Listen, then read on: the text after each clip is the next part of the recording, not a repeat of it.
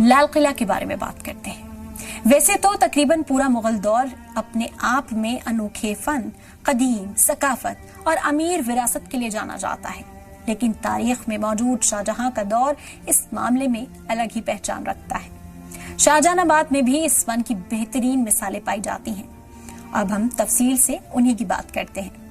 سب سے پہلے شاہجہان آباد کی خوبصورتی اور رونق کو بڑھانے والی عمارت جو دنیا بھر میں آج تک مشہور ہے، لال قلعہ۔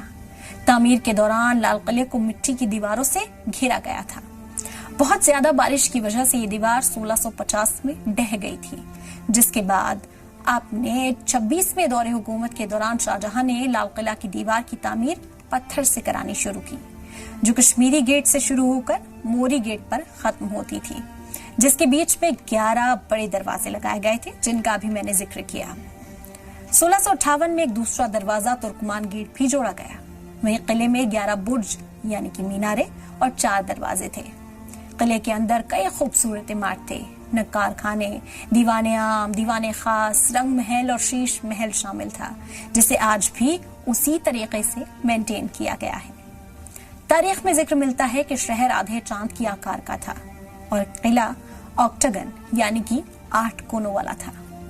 قلعے کے چاروں اور 10 گز گہری اور 20 گز چوڑی کھائی تھی۔ لاہوری گیٹ کے باہر ایک کھلی جگہ تھی، جہاں چھوٹے راجا جو بادشاہ کے تحت کام کیا کرتے تھے، جنہیں قلعے کی سیکیورٹی کا ذمہ دیا گیا تھا، وہاں پر ٹینٹ لگاتے تھے۔